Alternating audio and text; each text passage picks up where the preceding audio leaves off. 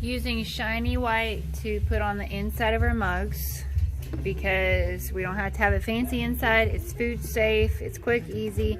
You've got to mix it up first. Always make sure we mix up the glazes. We do the power mixer to start with, but this one has already been power blended, so now I'm just using a thicker dowel rod. Then from over here, I'm going to grab one of these, what are these called? Measuring cups? I'm going blank on things. And I'm going to pour it on the inside of the mug. And I am quickly trying to get it to slosh around to cover the inside and then pour out. You don't want to let it sit on the inside of your mug for very long because it'll get too thick in there. If you miss a piece, you can get a brush and you kind of paint it in. You can clean the outside if you want, but I'm going to just dip a little bit of color anyway, a little bit of the white around the rim, because I like to do that. And then shake the excess out. Let this dry. Oop, I just tapped it against the side there. I'm just going to take a little bit of glaze and just kind of patch it like that. Not what I would recommend you do, but that works. Letting this dry before I put it into another color. That is pro right there.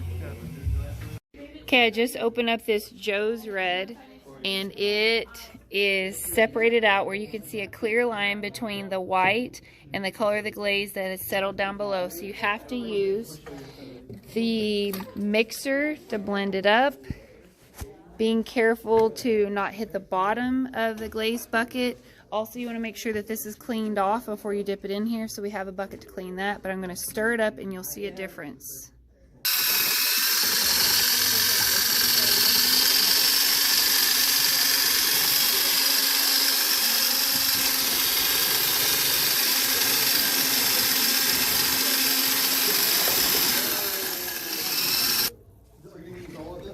So now this is pretty well blended. I'm able to use it.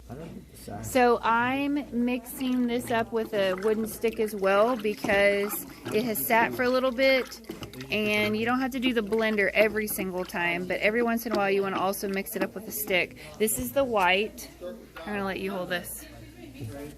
Can you see what I'm doing? Okay, I am going to pour the white glaze into the mug, and you need to do this pretty quick. So I'm rolling it around and then letting it pour out, and I'm doing it fast. If I miss an area, I can go back in with a paintbrush too, but I'm trying to shake this out because you don't want it to sit for a really long time. You don't want it to crack. Then I like a rim on the outside, so I'm going to dip it again in white, and I'm shaking off the excess. Then I want to let this dry before I dip it in another color. Okay. I'm going to show you how to use Joe's Red or any color to dip glaze. This is really difficult for me to hold on to from here, and I don't want to drop it. So I'm going to hold it. I'm actually going to hold it from this end. So you can do either way. But I'm going to hold it like this. I'm dipping it down pretty quick, shaking the excess off. You have to have a dry foot, so I'm going to have to dry this. I'm going to have to clean the base. But you don't want to dip it for very long. You want it to be a quick in and out, like 1 or 2 seconds.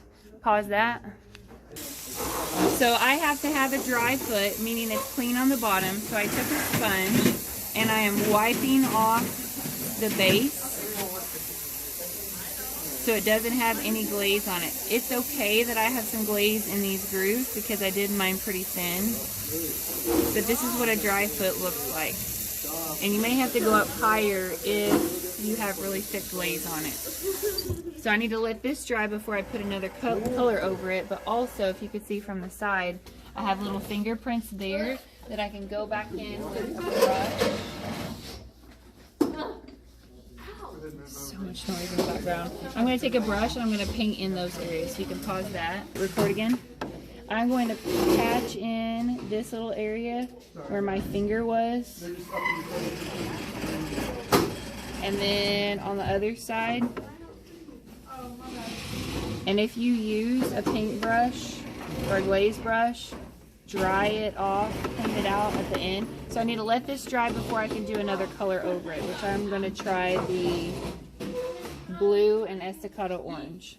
So I'm gonna let this dry. If you don't have time in one class period, then you'll put it back on your shelf and you'll bring it back when you're done. Okay. I'm gonna dip this pretty quick. I'm holding on to this so that I don't drop it in here, and I'm going to stop about halfway. Can you see it in there? Real fast. So in and out, shake the excess off. And I already have a dry foot, so now I know this one is done. And I can come over here and put it on the part right here.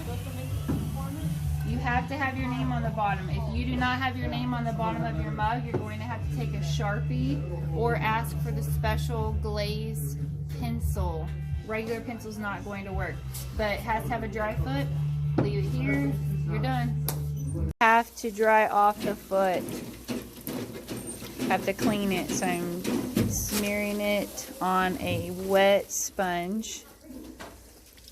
Getting this wiped down, clean it off, and then I'll come back and I'll clean the sponge out too underneath the sink.